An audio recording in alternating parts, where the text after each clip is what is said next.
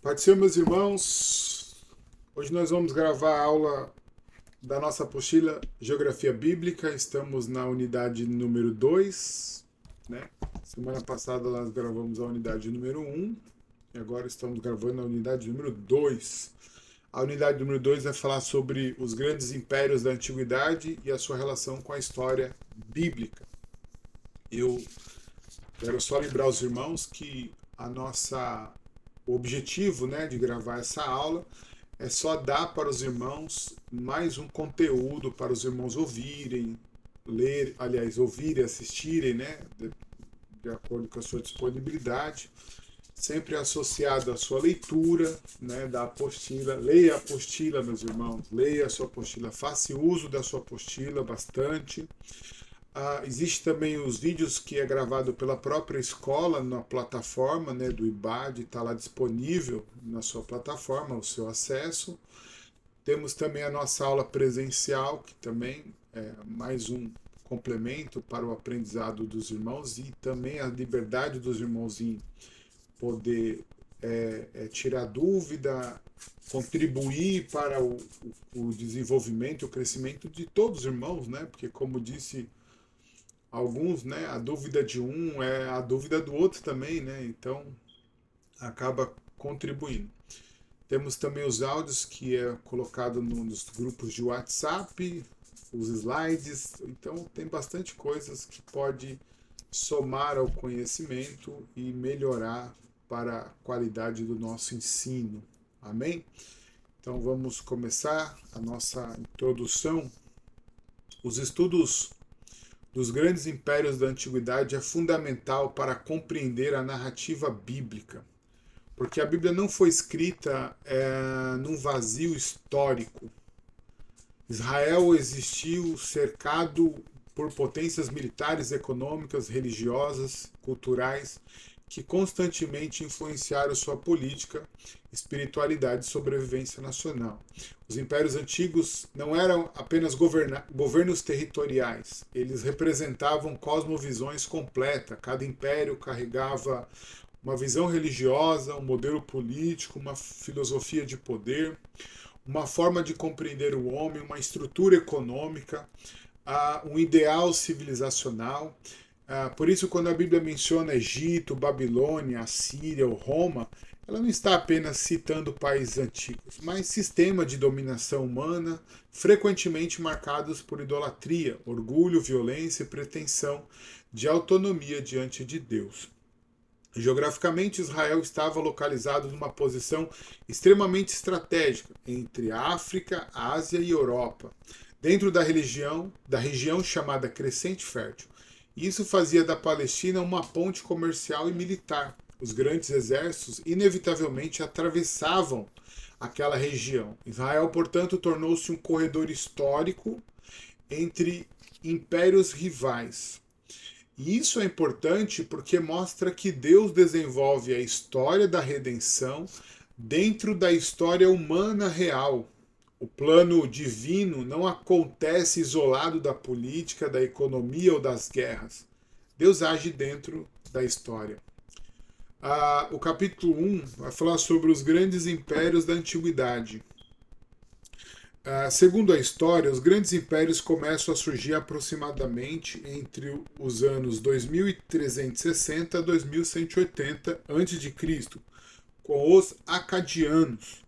Os impérios normalmente surgiam após o domínio das técnicas de agricultura, gerando assim o crescimento econômico e também após manusearem algum tipo de técnica militar ou manuseio de algum metal para a fabricação de armas de guerra. Assim, estados poderosos começaram a estender o seu domínio muito além das suas terras natais, dominando seções cada vez mais extensas do Antigo Oriente. Desse modo, reinos tornaram-se impérios e em grande parte da história devido à sua posição geográfica. Israel vai se deparar com muitos desses impérios, conforme nós lemos na Bíblia Sagrada. Os impérios egípcio e assírio, dois grandes impérios da antiguidade, que terão participação na constituição da história do povo de Deus. são os impérios egípcios e assírios. Apresentaremos na sequência um breve histórico desses impérios e a sua relação com Israel. O Império Egito, né, o Egito em si, ele situava-se no nordeste africano ao redor do rio Nilo. E o rio Nilo era literalmente o coração do Egito. Sem o Nilo, não haveria agricultura no Egito, não haveria alimento, não haveria prosperidade, então não haveria império. As enchentes anuais fertilizavam o solo, por isso, enquanto outras regiões sofriam secas severas, o Egito mantinha estabilidade e a sua estabilidade agrícola. Isso explica porque, em tempos de fome, povos migravam para o Egito, inclusive Jacó e sua família nos dias de José. O Egito ele representava uma estabilidade econômica, um poder absoluto, a centralização estatal, a religião institucionalizada e a confiança humana na prosperidade material.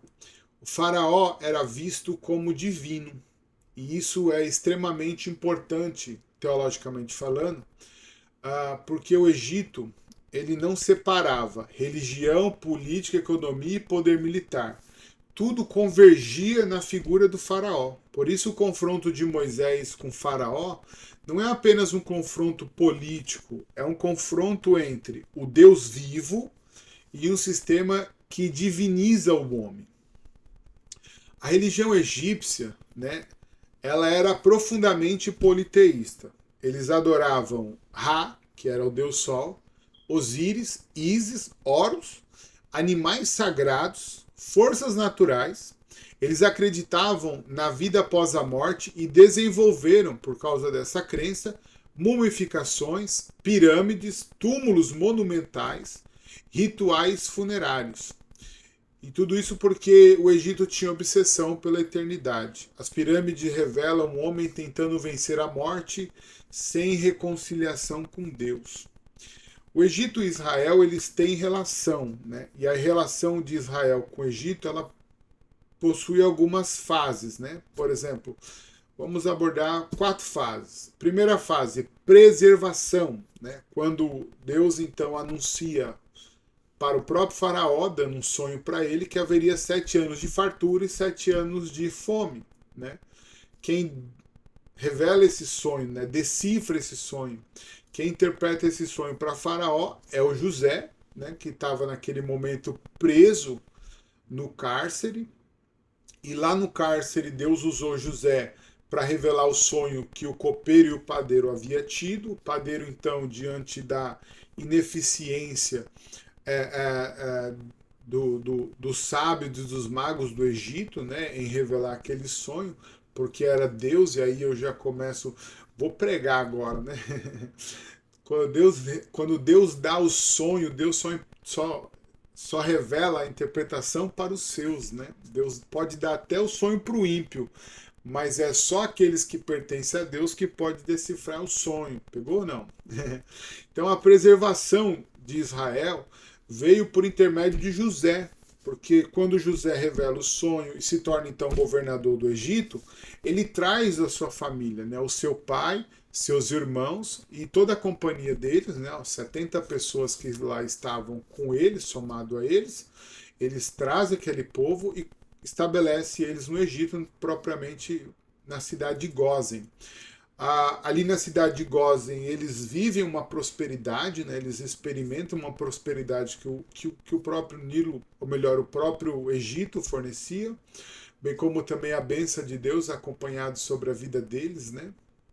Então ali há uma prosperidade, porém a Bíblia diz que passados anos, né, depois que José morre, assume um novo faraó que não reconhece a história de José, e aí não esse reconhecimento se dá em alguns aspectos, por exemplo, ou não conhecer, né, no sentido de não gostar e não valorizar, ou se incomodar por causa do crescimento do povo de Israel dentro do Egito, né, sendo um Israel sendo um possível inimigo interno, né, que possa se rebeliar a qualquer momento, e a diante da sua grande prosperidade, né, numérica de pessoas, seria um estrago grande para o Egito, então ele poderia não reconhecer a autoridade e o favor que José prestou no passado, olhando para o risco que ele identificava nos judeus.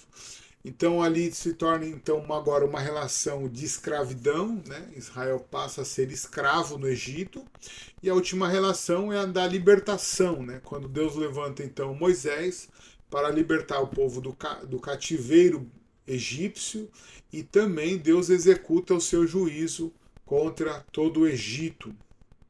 O Êxodo ele tem um significado muito grande, principalmente teologicamente falando, né? Porque ele representa a libertação, a redenção, a derrota dos falsos deuses, a formação da identidade de Israel. As 10 pragas não foram aleatórias, irmãos. As 10 pragas elas tiveram um papel de confronto diretamente, né, nos elementos da religião egípcia. O Nilo, o sol, os animais, a fertilidade e o próprio faraó. Deus estava demonstrando ao Egito que os deuses do Egito não tinham poder diante de Deus. Então esse foi o Império Egípcio, né? A sua estrutura, o seu início, a sua função, a sua estrutura, né, e a relação com Israel. Depois, o segundo império que nós vamos ver na apostila é o Império Assírio. Né? A Síria ela surge, ela começa a se desenvolver por volta do terceiro milênio antes de Cristo. No auge, seu auge militar ocorre entre o século 9 e o século 7 antes de Cristo. Eu só quero fazer um adendo, lembrando os irmãos sempre, né, que o antes de Cristo, a contagem dos anos são decrescente, né, do maior para o menor, e depois de Cristo ela é crescente do menor para o maior. Então, antes de Cristo, do maior para o menor, depois do menor para o maior. Decrescente e crescente, ok? O período imperial mais forte da Assíria ocorreu aproximadamente em 900 a 612 a.C., onde a Síria se localizava na Mesopotâmia, né, que nós falamos já na introdução, que é a região entre os rios, no caso o rio Tigre e o Eufrate, a região do atual Iraque. A Síria tinha sua capital mais famosa, que era Nínive. Essa localização era estratégica porque controlava rotas comerciais, passagem militar e acesso ao crescente fértil, que nós estudamos também na unidade 1, né, que é o berço da humanidade. A Síria ela representava um militarismo extremo, um terror psicológico, um imperialismo violento e uma dominação absoluta. Os assírios ficaram conhecidos por mutilações, execuções públicas, deportações, destruição cultural dos povos conquistados. A Síria entendia que o medo era a ferramenta política, o terror impedia rebeliões. O método de dominação dos assírios era a deportação da população inteira. Ele tinha objetivo estratégico: destruir a identidade nacional, impedir revoltas e enfraquecer culturas locais. E foi exatamente isso que aconteceu com o Reino do Norte, né, cuja capital era Samaria, depois da divisão da dinastia de Israel, né, onde, após a morte de Salomão, Deus racha o reino, né, para o filho de Salomão, acho que era Roboão. Ele divide em 2 reinos, o Reino do Sul, o Reino do Norte. Roboão ficou no Reino do Sul e Jeroboão assumiu o Reino do Norte. 10 tribos fizeram parte do Reino do Norte, 2 tribos do Reino do Sul.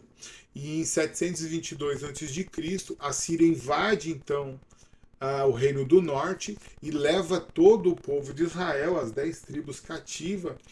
E a história diz, né, que essas tribos elas são espalhadas pelo mundo e nunca mais voltam para os seus lugares. Né? Elas nunca mais voltam. A Síria estabelece lá mais 5 nações, 5 povos, né, naquela região, tomando conta daquela região e trazendo uma mistura, né, uma miscigenação de culturas, de nações, muito grande pelaquela região, Dada isso, a divisão que acontece, né, a inimizade que Israel tem com o reino, onde Samaria é a capital, hoje conhecida, ou melhor, no Novo Testamento, conhecida como os samaritanos. Né? A Síria foi usada como instrumento de juízo contra Israel. Né? Quem prenunciou, profetizou essa situação foi os profetas Amós, Oséias e Isaías. Eles alertavam o povo sobre isso, porque Israel havia mergulhado na idolatria, na injustiça social, na corrupção espiritual. Então Deus permite a invasão à Síria, mas há algo muito profundo. Né? Deus usa a Síria sem aprovar moralmente a Síria. Né? Depois, o próprio Império Assírio também é julgado por sua arrogância. Nós vamos ver também ligado à Síria Nínive, né, e a ação do profeta Jonas, quando Deus envia Jonas para profetizar em Nínive, né, uma destruição, porém a Bíblia diz que eles se arrependem, né, dos seus erros, dos seus pecados, e Deus age então com misericórdia. Jonas está lá sedento por justiça, né, e Deus, na verdade, Deus está querendo arrependimento, né? Deus governa e Deus mostra o seu governo sobre as nações. Deus pode ter misericórdia dos nossos inimigos e a graça divina ultrapassa as fronteiras nacionais. Capítulo 2, nós vamos ver o Império Babilônico. A Babilônia, ela surge entre 3000 e 2000 a.C. Ela se desenvolve dentro desse período. O auge principal ocorre no período de Hammurabi e depois no Império Neobabilônico, que é de Nabucodonosor. A Babilônia estava localizada na Mesopotâmia, que hoje é o atual Iraque, a região entre os rios Tigre e Eufrates. Era uma região extremamente fértil. Isso favorecia a agricultura, o comércio, o crescimento urbano e a engenharia hidráulica.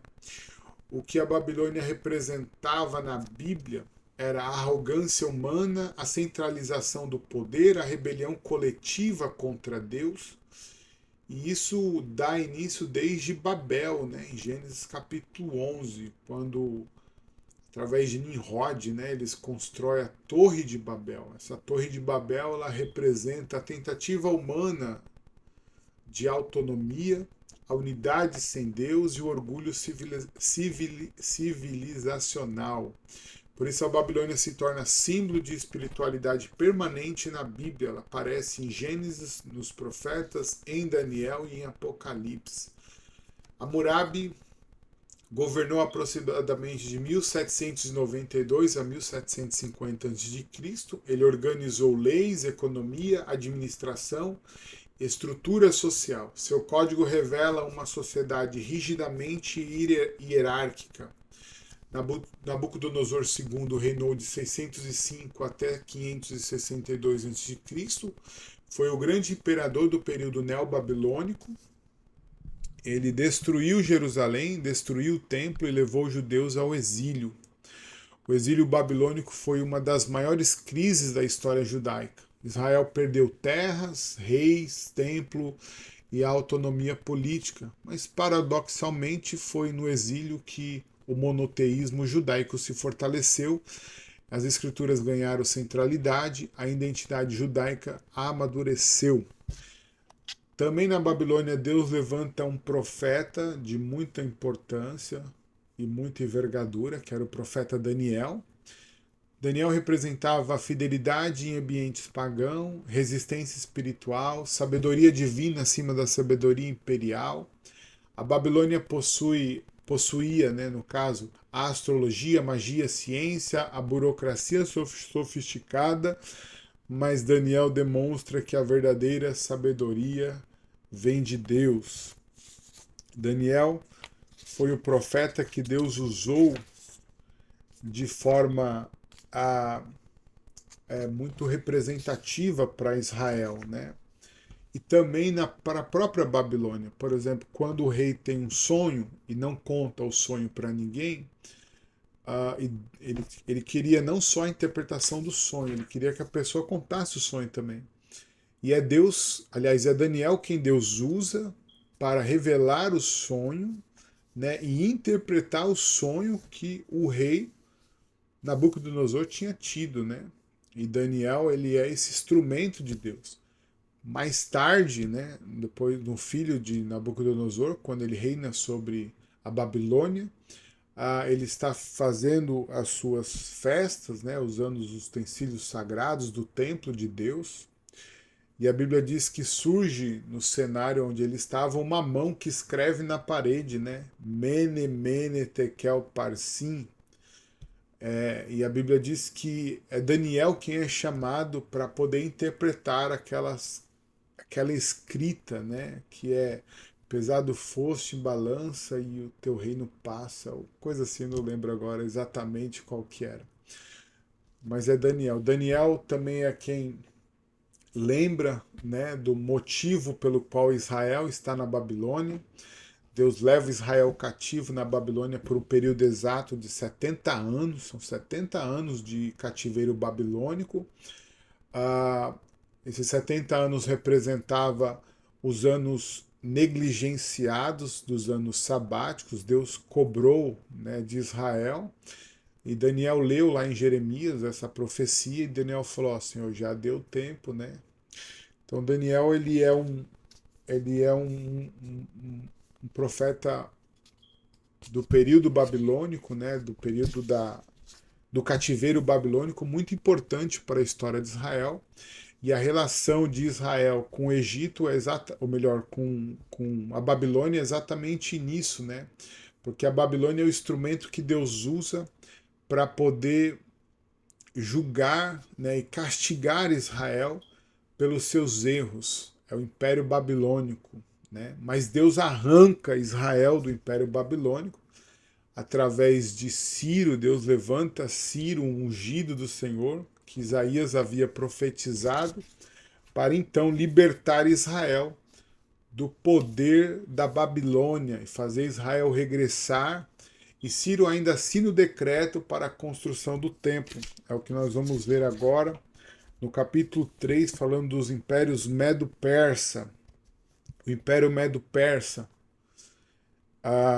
exerceu muitas influências positivas na vida dos judeus do século 4 ao 5 a.C., como podemos observar a partir da leitura principalmente dos livros de Ester, Esdras e Neemias. Por se tratar de um período importante para compreender o contexto bíblico, abordaremos neste capítulo aspectos históricos localizados e outras características relevantes desse período.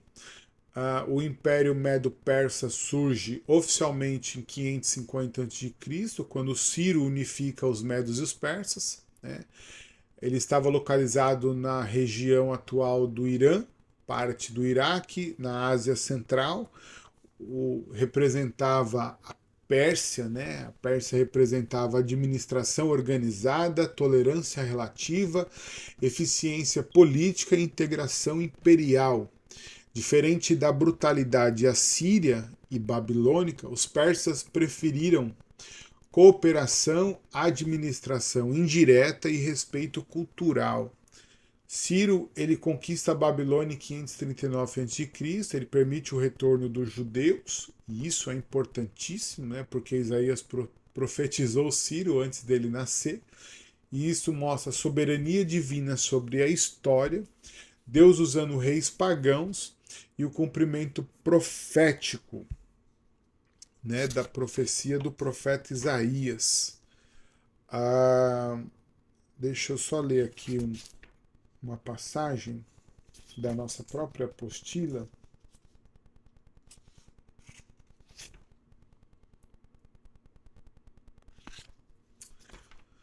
Não, Esdras aí da nossa própria, eu quero ler aqui na apostila que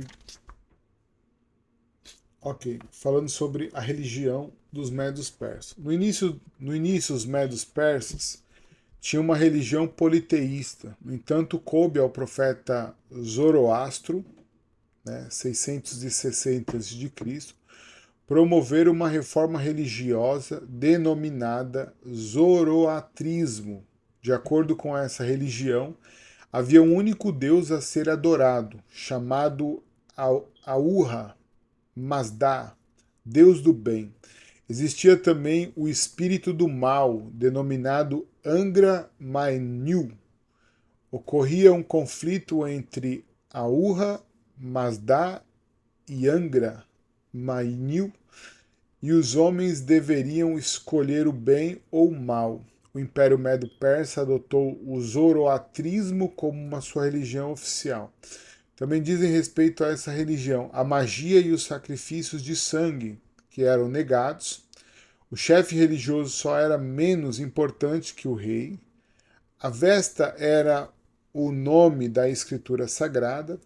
Aperfeiçoamento do homem mediante esforços espirituais. Nenhum animal podia ser morto, nem sua carne ser comida. A valorização da gentileza, da bondade e da clemência com adversários. E isso influenciou a forma como os imperadores persas tratavam os povos vencidos.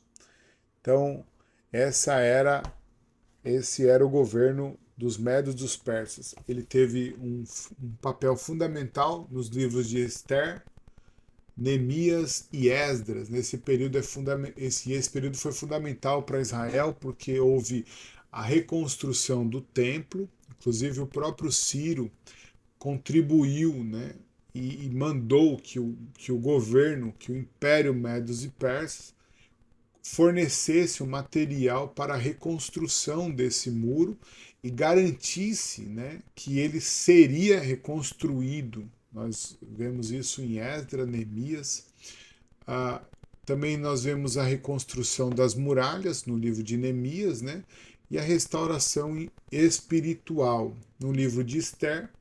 Nós vamos ver o cenário de Naamã, né, de Amã, melhor dizendo, quando ele quer matar todos os judeus e eles fazem aquele edito do rei, e Mardoqueu então apela para Esther, né, que era a rainha naquele período, em que ela se apresente diante do rei e clame, né, por misericórdia por Israel. Israel se liberte desse decreto, né, de morte. O rei não poderia revogar esse decreto, porém ele deu aos judeus o direito da defesa. Então, se alguém quisesse matar os judeus responderia na mesma altura para eles diante dessa tentativa. Então esse foi o capítulo 3, né, falando sobre a Babilônia, os Medos e os Persas. No capítulo 4 nós vamos ver o Império Grego Macedônio. A história da Grécia tem início em um período anterior ao da época em que Israel esteve sob o domínio da Grécia, no século IV a.C., em que os judeus foram tratados com benignidade por Alexandre o Grande. Diante da importância desse período para o entendimento do contexto bíblico, neste capítulo descreveremos a localização, alguns aspectos históricos e as principais características dessa fase. Bom, ele surge em 2000 a.C., né? A cultura grega ela existe desde 2000 a.C., mas o Império Grego Macedônico surge com Alexandre no século IV a.C. O que a Grécia representava no seu período era a razão, a filosofia, a estética, a investigação intelectual e o humanismo clássico. Alexandre o Grande ele conquistou a Pérsia, o Egito, a Mesopotâmia e parte da Índia. Tudo antes dos seus 33 anos. O meio pelo qual Alexandre fazia com que o seu império fosse estabelecido sobre as regiões conquistadas era espalhar a cultura grega, né? Então isso começava com uma língua comum. Então, todos os impérios que ele conquistou, ou todas as cidades-estados, como também era conhecido, né? As cidades importantes eram conhecidas como cidades-estados. todas essas cidades-estados que era conquistada, todos os impérios que eram conquistados por Alexandre o Grande, ele instalava, ou melhor, ele fazia com que aquelas cidades falassem a sua língua. Então, para ter uma língua comum, no caso daquela época era o grego koiné, né? E esse processo na história ele é chamado de helenismo, né? Que é quando Alexandre espalha a cultura grega por todas as regiões conquistadas. Então isso tinha como objetivo estabelecer uma língua comum, o grego koiné, manter o intercâmbio cultural e a unificação intelectual, né? Para o Novo Testamento, que é escrito em grego, isso teve uma importância muito grande, né? Porque o helenismo ele preparou as estradas culturais, a linguagem comum e a comunicação internacional. Sem isso, a expansão apostólica seria muito mais difícil, porque se os discípulos saíssem falando o aramaico, que era a língua atual daquele tempo, e o hebraico, que era a língua do templo, como é que eles iam conseguir se comunicar, né, com as nações vizinhas, com os impérios vizinhos? Ele não ia conseguir se comunicar. Então, o helenismo ele foi muito importante para isso. Depois do governo dos gregos, né, do grego macedônico, nós vamos ver o surgimento de Roma, que é o Império Romano, no capítulo 5. O Império Romano foi um dos grandes impérios mundiais e é lembrado por isso até hoje, devido à sua grandiosidade. Nas narrativas neotestamentárias, o império dominante é o Império Romano. Em meados do século I, os cristãos foram duramente perseguidos por esse império. Diante da importância desse período para o entendimento do contexto bíblico, neste capítulo, descreveremos a localização, alguns aspectos históricos e a principal característica dessa fase. O Império Romano ele surge, Roma, né, surge no século 8 a.C., mas o Império Romano só se consolida mesmo em 27 a.C. com Augusto, né? O que Roma representava era a ordem, o poder jurídico, o militarismo, a administração global, o universalismo político. Roma queria criar um mundo unificado sob o domínio de César. A Roma tinha um lema, né? Tinha um objetivo, que era estabelecer, ou melhor, levar uma estabilidade imperial. Estabelecer estabilidade imperial, que era conhecida como a Pax Romana, né? Pax mesmo, com X, PAX. E isso criou estradas, segurança relativa e integração comercial. Para o cristianismo, o Império Romano também foi de muita importância. Se o helenismo foi bom porque trouxe uma língua comum aonde todas as regiões conquistadas daquela época, inclusive o Jerusalém, o povo de Israel, que foram adotados, né, ou impostos, melhor dizendo, a língua grega do koiné para eles, a importância de Roma, né, para a igreja, para o cristianismo, foi justamente as estradas, os portos, diante da língua comum e o sistema jurídico feito, isso possibilitou, né, a expansão cristã.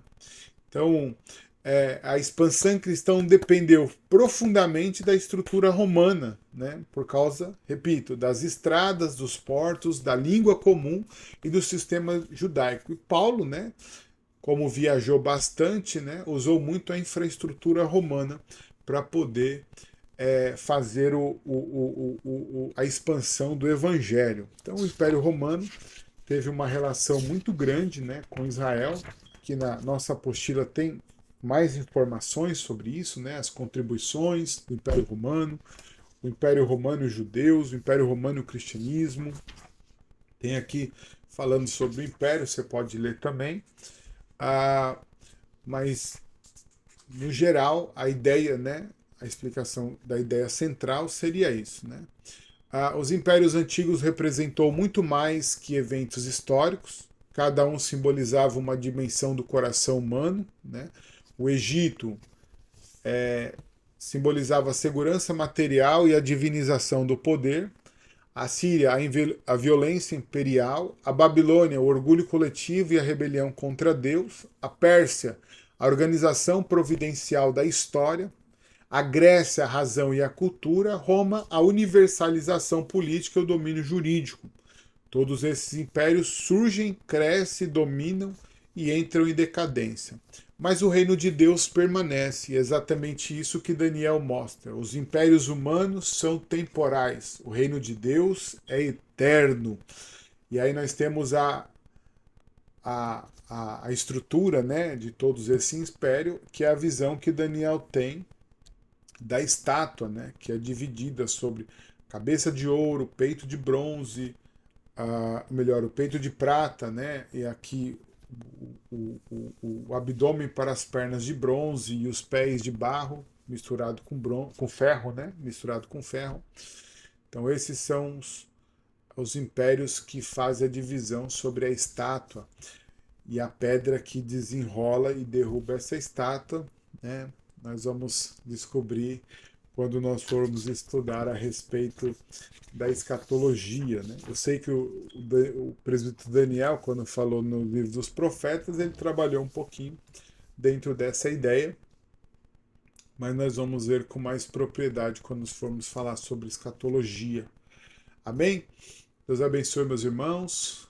Vamos seguir as nossas aulas com graça e conhecimento da parte de Deus. A unidade número 3, irmão, fala sobre a Palestina nos dias do Novo Testamento, né? Ela também é dividida em 5 capítulos. A geografia econômica da Palestina, a Palestina, hidrografia, montes e vales, Palestina, clima, estações, chuvas e desertos. Capítulo 4, Jerusalém nos dias do Novo Testamento, a expansão do cristianismo, as viagens missionárias de Paulo e sua viagem de Roma, ou a Roma, né? No capítulo 1,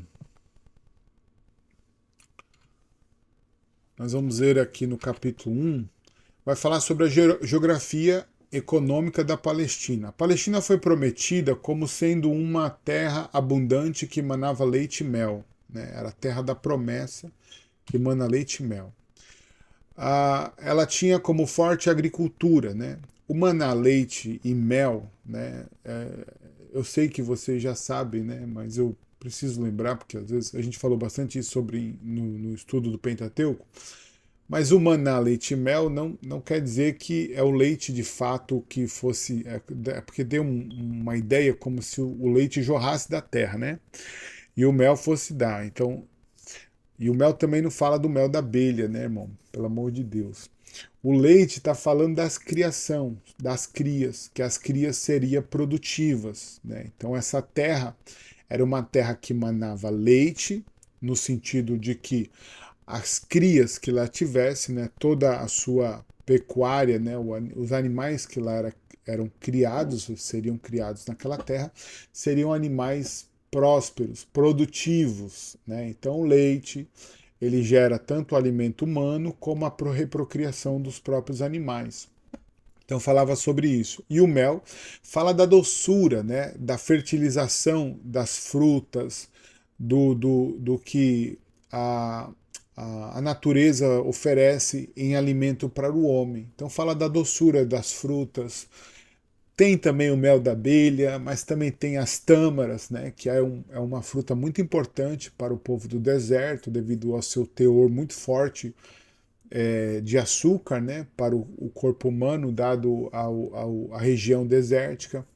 Então, leite e mel está relacionado a isso, pecuária e agricultura, ok? Então, nos dias do Novo Testamento, a agricultura constituía-se do principal aspecto econômico da nação. O plantio era diversificado, lá tinha hortaliças, favas, cebolas, chicórias, dentre outras. Tinha também árvores frutíferas, né? Figueiras, romã, videiras, tamareiras, oliveira. Tinha também os cereais, que era o trigo, a cevada, o milho, a lentilha e entre outros. O trigo era a base de alimentação israelita, tinha valor religioso e era plantado no inverno e colhido no verão.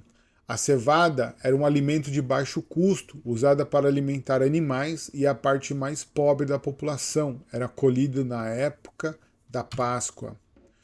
A figueira ela proporcionava sombra, chegava a 12 metros de altura, produzia frutos que podiam ser comidos, frescos, seco ou de forma pastosa, tinha fins medicinais.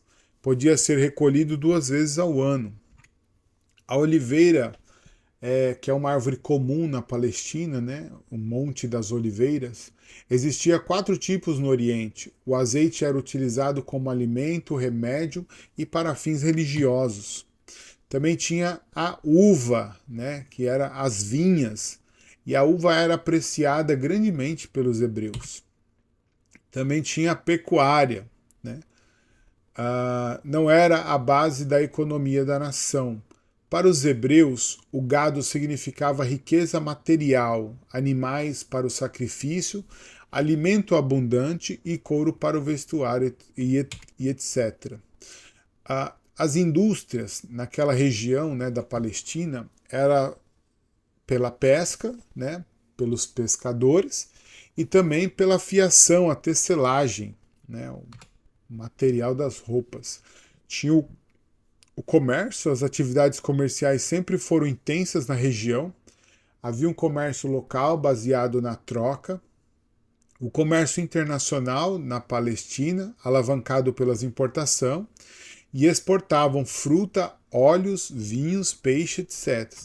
Lembrando que nós estudamos que o Vale de Israel, né, ou a região de Israel, da terra de Canaã, ela era num local que era conhecido como um corredor, né, porque ela estava entre as nações vizinhas, né, próximo ao crescente fértil, e também à beira do mar Mediterrâneo, ou Mar Grande, né? Então, lembrando que ali era uma rota, né? Então Israel se beneficiava disso, de estar nessa região bem localizada. No capítulo 2, nós vamos ver a Palestina como hidrografia, montes, vales e planícies. A hidrografia da Palestina é a parte da geografia física que trata das águas correntes, paradas, oceânicas e subterrâneas do nosso planeta. Lá tinha os rios, né? Os principais rios e lagos e mares. Rios, curso de água doce, podendo ser torrencial ou não, que ocorre de uma parte mais elevada para uma mais baixa e que deságua em outro rio, lago ou mar. O Rio Jordão, o mais importante rio da Palestina, o que alguns traduzem Jordão por ser aquele que desce. Então, a tradução do nome Jordão, uma das, né, é aquele que desce. Desde sua nascente até o Mar Morto, possui 200 quilômetros de extensão.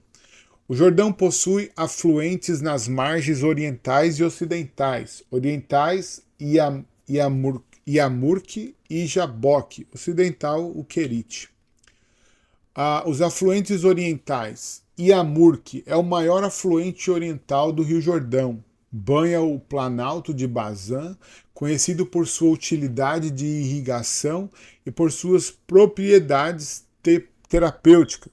E o Jaboque, que era o outro afluente, é outro importante afluente do Jordão. Aparece nas escrituras em diversas ocasiões. Episódios conhecidos como Jacó no Val de Jaboque. Os afluentes ocidentais. Querite, biblicamente o mais proeminente, possivelmente localizado na Transjordânia. O profeta Elias bebeu desse ribeiro em dias de seca e foi sustentado por Deus ali.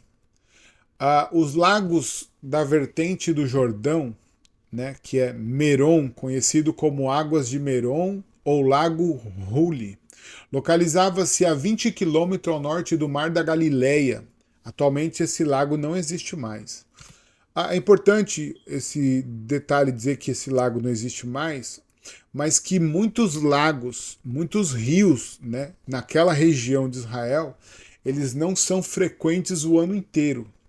Tem períodos de seca que eles desaparecem e aí de repente ele surge novamente, né? Inclusive, se eu não me engano, Eclesiastes capítulo 10, que diz, lança o teu pão sobre as águas, depois de muitos dias os achará. Essa aplicação se dava diante dessas afluentes, desses rios, que tinha tempos de seca e tempos de enchente, ok?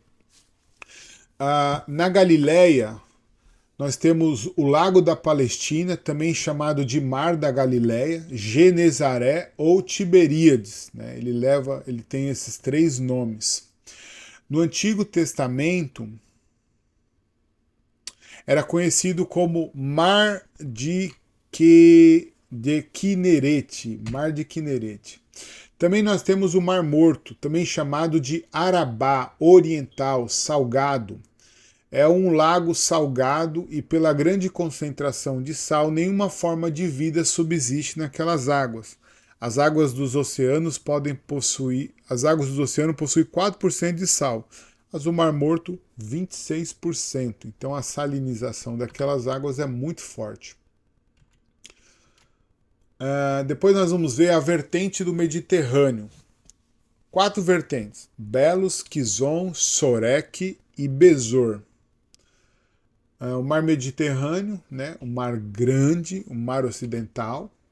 O Mar Mediterrâneo não aparece nas escrituras. Encontramos Mar Grande, Mar Ocidental, Mar dos Filisteus, Mar de Jope ou simplesmente Mar. Banha a Europa Meridional, a Ásia Ocidental e a África Setentrional. É o maior dos mares internos, com 4.500 quilômetros de extensão e 3 milhões de quilômetros quadrados de superfície. Os principais montes, planícies e vales da Palestina. Os principais montes são Oliveira, Sião, Gerizim, Carmelo, Hermon e Sinai.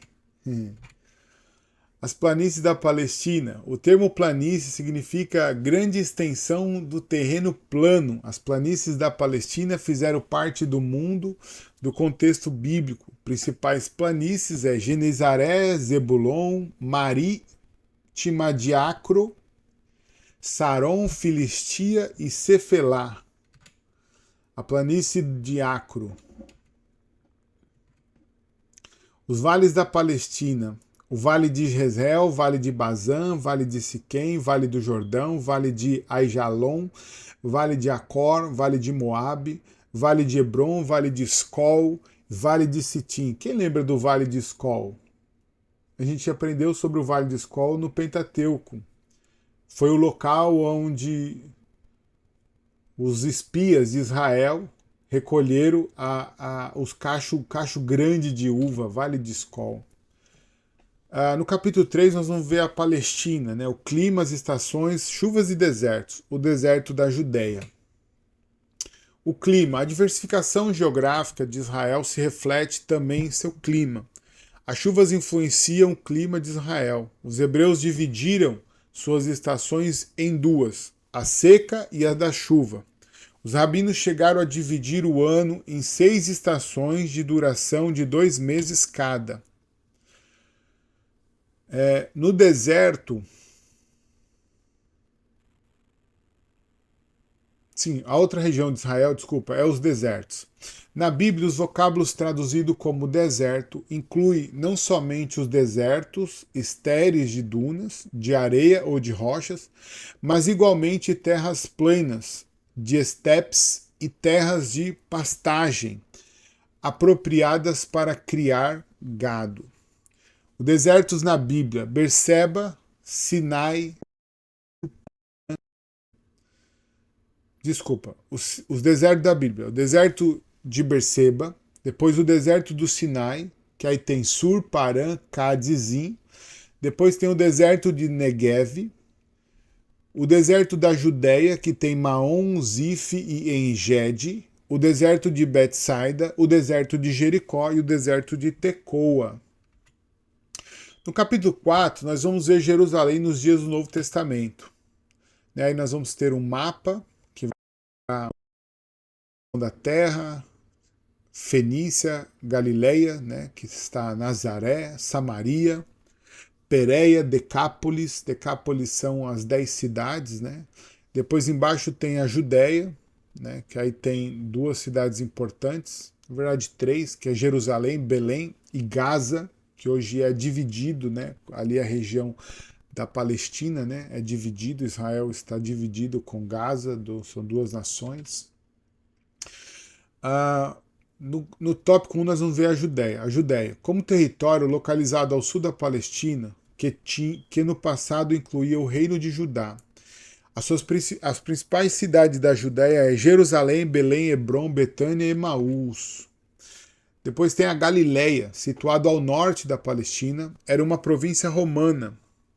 A região era composta de muitos gentios e os primeiros discípulos de Cristo eram da Galileia. As principais cidades: Nazaré, Canaã, Naim, Cafarnaum, Betsaida, Cesareia de Filipe. As instituições religiosas do Novo Testamento. Aqui nós temos o templo, né, de Herodes. Esse templo é chamado Templo de Herodes porque ele foi reconstruído, né? Era o Templo de Salomão que foi reconstruído. Claro, não com a mesma dimensão, né? Ele é muito menor, né, do que era o de Salomão, né? Menos ouro, menos prata, menos riqueza, né? Mas ele é conhecido como o Templo de Herodes por causa da reforma que Herodes faz.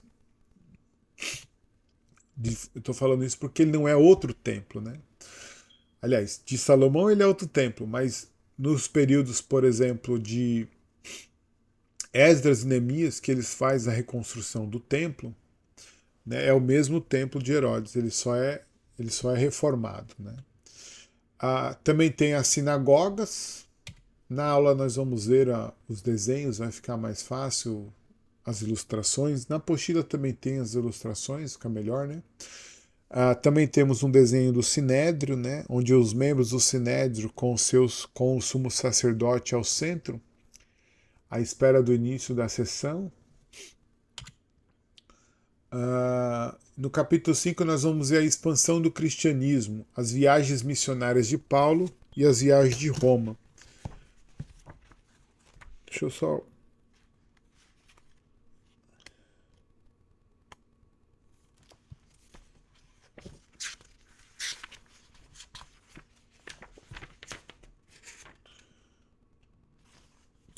Isso. As viagens missionárias de Paulo e a sua viagem de Roma. É só uma breve síntese, né, da biografia do apóstolo Paulo. Ele é natural de Tarso, estudou com Gamaliel, ele era fabricante de tendas, converteu-se ao caminho de Damasco, se tornou um grande pregador e um grande missionário. A cronologia da vida de Paulo: nasceu em Tarsus, se converteu, né, no caminho de Damasco, se tornou um refugiado.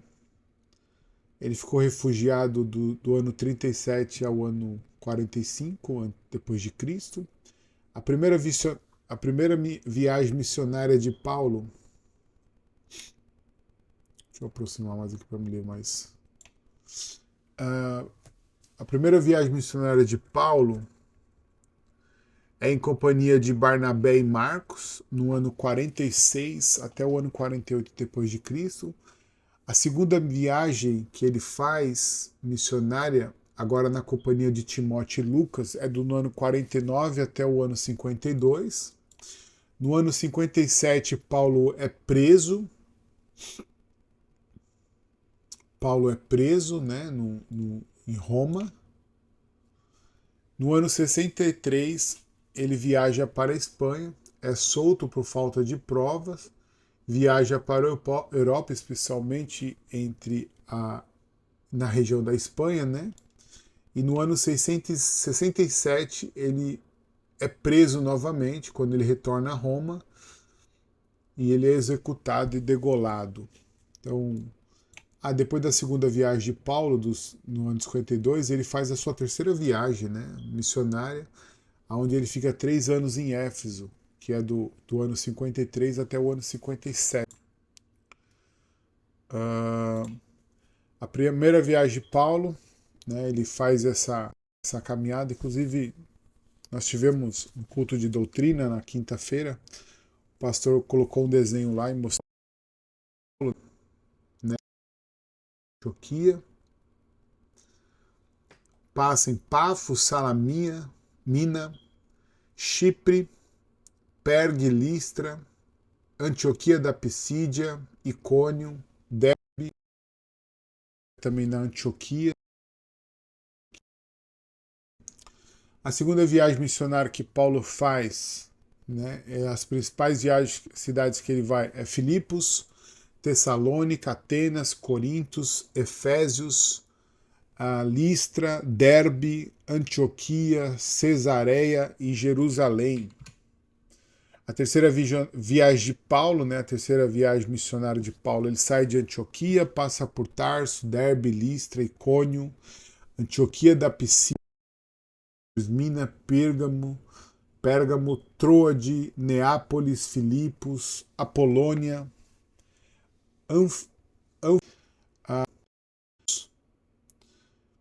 Mileto, Rhodes, Patra, Tiro, Ptolemaida, Cesareia e Jerusalém. É que fica pequeno aqui na tela. Quando eu aproximo, as palavras ficar. A terceira viagem de Paulo, né, que ele vai para Roma. Paulo sai de Jerusalém, passa em Cesareia, passa em Lícia, Creta, Malta, que é onde acontece o acidente lá do barco, né, que o barco se despedaça. Fica lá por um período, depois ele vai para Siracusa, Régio, Itália, Pozzuoli, Três Vendas e para em Roma. Então esse é o capítulo 5, né, falando sobre as viagens de Paulo. Você tem aí o seu mapa, né, bem detalhado, também toda a descrição da viagem de Paulo, os acontecimentos, né, que Paulo sofre. Na aula vou trabalhar um pouco mais isso, né, e será colocada no grupo do WhatsApp para que os irmãos que não puderem estar lá poderão acompanhar também. Amém, meus irmãos? Então nós vamos encerrar também a unidade 3 nessa aula. E aí faltando só mesmo o vídeo da aula 4. Na unidade em feito dos acontecimentos, né? É sempre bom. 10 minutos a mais não vai fazer problema. Que Deus abençoe. Uma semana abençoada, boas aulas. Leia a apostila, irmão. Leia a apostila. Eu disse e torno a repetir. Eu estou gravando esses conteúdos para poder auxiliar os irmãos, mas a base mesmo que vocês vão pegar do material completo é a apostila. É a apostila. Nunca, irmão, jamais deixe de ler a apostila acompanhado da sua Bíblia. Pega a sua Bíblia, porque a Bíblia é a nossa maior fonte, né? Embora até mesmo a teologia, a geografia bíblica, né, é a matéria que mais utiliza a Bíblia, ou melhor, utiliza a Bíblia tanto quanto as outras matérias. Amém? Deus abençoe vocês. Tenham todos uma semana abençoada no nome de Jesus.